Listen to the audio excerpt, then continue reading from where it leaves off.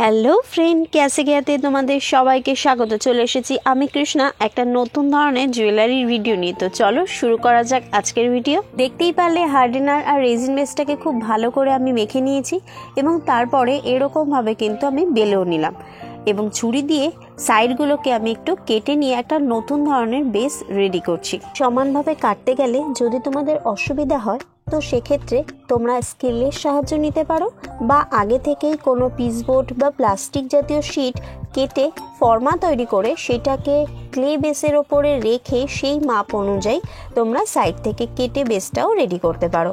আমার যেহেতু সেরকমভাবে কোনো প্রবলেম হয় না, তাই আমি একবারেই ছুরির সাহায্যে বেসটাকে কেটে নিচ্ছি। অনেকেরই কিন্তু ক্লেতে যখন বেলা হয় সেক্ষেত্রে ক্লে বেসের ওপরে একটা ক্র্যাক দাগ পড়ে যায়। তোমরা যদি একটু নোটিস করো, আমার কিন্তু কোনো বেসের ওপর কোনো রকম ক্র্যাক দাগ পড়েনি। ক্র্যাক দাগ পড়লেই মনে করবে যে তোমাদের কিন্তু বেসটা ঠিক মতন মাখা হয়নি, তো সেই দিকে কিন্তু অবশ্যই তোমাদেরকে খেয়ালে রাখতে হবে।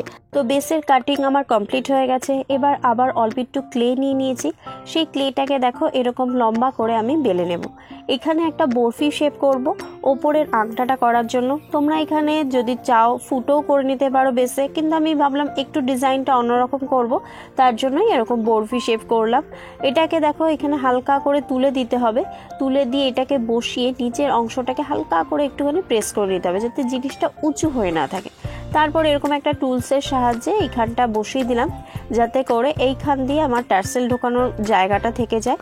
এবার একটা পলাশ রেডি করব। পলাশ আমি এর আগে অনেকবার দেখিয়েছি, তো সেক্ষেত্রে খুব একটা ডিটেলে গিয়ে আমি আজকে পলাশটাকে দেখাবো না।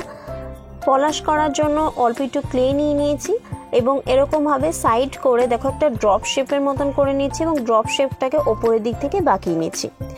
এবার একটা টুলসের সাহায্যে ওপরে আমি এরকমভাবে দাগ কেটে নিচ্ছি যাতে করে একটা ন্যাচারাল ব্যাপার আসে।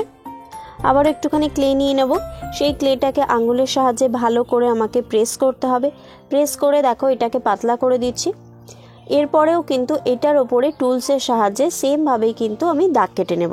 পাপড়িটা মোটামুটি আমার রেডি হয়ে গেছে। এখন এটার সঙ্গে অ্যাডজাস্ট করে লাগিয়ে নিয়ে বেসটার ওপর আমি বসিয়ে দেবো। এটা কিন্তু সম্পূর্ণ নরম অবস্থায় আমাকে করতে হবে। যদি নরম অবস্থায় করি তাহলে তোমরা জানোই যে এক্সট্রা করে আমাকে কোনো রকম আঠা লাগাতে হবে না। তো সেই কারণের জন্য আমার বেসটাও নরম রয়েছে, পলাশ ফুলটাও নরম রয়েছে, খুব সুন্দর ইজিলিভাবেই কিন্তু এটা বসে গেছে। এরপর আরও একটুখানি ক্লে নিয়ে নিচের অংশটাও আমি কমপ্লিট করে ফেললাম। দেখতেই পাচ্ছ ধীরে ধীরে কিন্তু আমার পলাশটা কমপ্লিট হয়ে গেছে। ছুরির সাহায্যে দেখো আমি দু সাইডে একটুখানি ভাগ করে নিয়ে এটাকে একটা বৃন্তে লুক দেওয়ার চেষ্টা করছি। যদি চাও এটা আগের থেকে কেটে নিয়েও বসাতে পারো। এবার এই যে দেখো বল টুলসগুলো আছে, এই সমস্ত বল টুলসগুলো দিয়ে আমি বেসটাকে একটু অন্য ধরনভাবে সাজাবো। তোমরা চাইলেও কিন্তু এই ডিজাইনটা তোমাদের বেসের মধ্যে করতে পারো। এটা একদম একটা ইউনিক একদম সিম্পল ডিজাইনের মধ্যেই পড়ে। বিভিন্ন যে বল টুলসগুলো আছে সেগুলো একটা বড়, একটা ছোট, একটা মাঝারি, এইভাবে কিন্তু এক একটা জায়গায় প্রেস করে করে দেখো আমি একটু গর্তর মতন কিন্তু করে ডিজাইনটা করছি। তো মোটামুটি আমার বেসটা কমপ্লিট হয়ে গেছে। এবার হোয়াইট কালার করে নিচ্ছি এবং হোয়াইট কালার করার পরে এটা যখন সম্পূর্ণ শুকিয়ে যাবে তখন লেমন ইয়েলো কালারটা আমি অ্যাপ্লাই করে দেবো।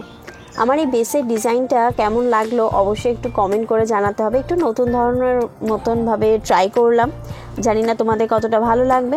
এরপরে লেমন ইয়েলো দেওয়া কমপ্লিট হয়ে যাওয়ার পরে গোল্ডেন ইয়েলোটা হালকা করে আমি শেড দিয়ে নিয়েছি এবং একদম সাইড থেকে রেড কালারটাকেও কিন্তু অল্প করে দিয়ে সেটাকে ব্রাশের সাহায্যে খুব ভালো করে কিন্তু আমি দেখো মিশিয়ে নিয়েছি। ওপরের যে জায়গাটা দেখতে পাচ্ছ এখানে কিন্তু আমি লাইট গ্রিন কালারটা দিচ্ছি এবং তার সঙ্গেও শেড হিসাবে ডিপ গ্রিন কালারটাকেও অ্যাপ্লাই করেছি, কিন্তু আমি আগের থেকেই করে নিয়েছি। এরপরে এর ওপর কাজ হবে, কারণ কাজ হয়ে যাওয়ার পরে না বেসটা রং করতে গেলে অনেক জায়গায় কিন্তু বাকি থেকে যায়। যদি ভালো ফিনিশিং করতে হয় তাহলে অবশ্যই আগে কালার করে নেওয়াটাই সঠিক। এই যে দেখতেই পাচ্ছ এবার আমি একটা এই যে ক্লেটা দিয়ে একটা ঘট তৈরি করব। তুমি এটাকে গোল করে নিয়েছি, গোল করার পরে ওপরের দিকটা একটু আঙ্গুলের সাহায্যে বাড়িয়ে দিয়েছি। টুলসের সাহায্যে দু সাইডে প্রেস করে একটু ইউ মতন ঢকটা আনার চেষ্টা করছি। তারপরে ওপরের দিকটা দেখতেই পাচ্ছ এরকমভাবে প্রেস করে এই জায়গাটাকে চওড়া করে আমি ফ্ল্যাট করে দিয়েছি, যেটাতে দেখতে একটু ঘটের মতনই লাগছে। এবার এরকমভাবে কিন্তু ক্লেটাকে আমি লম্বা করে এখানে বসিয়ে দিয়েছি ধীরে ধীরে। দোল উৎসব মানেই হলো রং, পিচকারি আর গাছে গাছে পলাশ ফুল। সেই থিমটাকেই কিন্তু আমি আমার এই জুয়েলারিতে তুলে ধরেছি। ঘর তো আমার রেডি হয়ে গেছে, এবার আবির আর পিচকারি পালা। তো দেখে নাও, এইভাবে কিন্তু আমি ক্লেটাকে বসিয়ে নিয়েছি ঘটের ওপরে। এই জুয়েলারিটা কিন্তু একদম সিম্পলের মধ্যেই ছিল, তো যে কেউ কিন্তু খুব সহজেই এই ধরনের থিম জুয়েলারি করতে পারবে। এবার দেখো, আমি এরকমভাবে ক্লেটাকে একটুখানি নিয়ে নিয়েছি। এটা দিয়ে আমি পিচকারিটা বানাবো। প্রথমে ক্লেটাকে আমি লম্বা করে বেলে নিলাম এবং তারপরে অল্প একটু ক্লেকে এরকমভাবে ত্রিভুজ শেপ করে এখানে বসিয়ে দিচ্ছি। এরপরে এর সঙ্গে আরেকটু ডিজাইন করে দিলে কিন্তু আমার পিচকারিটাও রেডি হয়ে যাবে। তো একসাথে যেহেতু আমি দুটো পিচকারি করব, তো এই যে বাড়তি জায়গাটা আমি এখান থেকে কেটে নেব, কারণ তাহলে গিয়ে কিন্তু এই দুটো সমানভাবে সেট হয়ে বসে যাবে। এই জিনিসটা কিন্তু তোমরা খেয়ালই করবে। তোমরা অনেকেই একটার উপর একটা উঠিয়ে দাও না, একটার উপর একটা উঠিয়ে দেওয়াটা ঠিক না। নিচের পোর্শনটা কেটে নিয়ে তারপরে উপরেরটা বসালে বোঝা যাবে যে একসঙ্গে দুটো রয়েছে। বর্তমানে কিন্তু এই ধরনের জুয়েলারির প্রচণ্ড ডিমান্ড রয়েছে। তো তোমাদের মধ্যে যারাই এই ভিডিওটা দেখছো, যদি এই ধরনের জুয়েলারি বানানো তোমাদেরও শখের মধ্যে থাকে, তাহলে অবশ্যই কিন্তু আমার স্ক্রিনে একটা নাম্বার দেখতে পাচ্ছ, এই নাম্বারের সঙ্গে কিন্তু যোগাযোগ করতে পারো। আমরা কিন্তু এই ধরনের জুয়েলারি মেকিং শিখিয়ে থাকি এবং তার জন্য তোমাকে কোথাও যাওয়ার দরকার নেই। ঘরে বসেই কিন্তু এই ধরনের জুয়েলারি মেকিং শিখে তোমরাও কিন্তু ছোটোখাটো একটা বিজনেস শুরু করতে পারো। আমাদের মধ্যে অনেকেরই কিন্তু এই ধরনের কাজ শিখতে ইচ্ছা করে বা কাজ করতে ইচ্ছা করে, কিন্তু সময়ের অভাবে, ব্যস্ততার জন্য সেই সমস্ত শেখা হয়ে ওঠে না। তো তাদের জন্য একটা সুবর্ণ সুযোগ। তোমাদেরকে কোথাও যেতে হবে না, ঘরে বসেই তোমরা তোমাদের টাইম মতন সময় বের করেই কিন্তু এই ধরনের কাজ শিখতে পারবে। তার জন্য আর কিছুই না, জাস্ট একটা কল বা হোয়াটসঅ্যাপ করে আমার সঙ্গে কোর্সের ডিটেলসটা জেনে নিতে পারো এবং তারপরে বুকিং করে ক্লাস স্টার্ট করে দিতে পারো।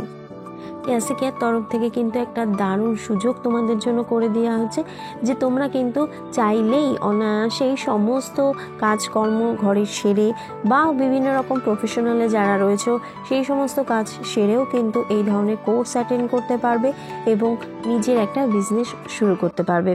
অলরেডি কিন্তু বহু মেয়েরা ক্যাসিকের তরফ থেকে কাজ শিখে রীতিমতন তারা প্রফেশনালি কাজ স্টার্ট করে দিয়েছে এবং নিজের বিজনেস স্টার্ট করে দিয়েছে। তো দেরি না করে আজই কিন্তু আমার নাম্বারে হোয়াটসঅ্যাপ বা কল করে ক্লাস বুকিং করে নাও।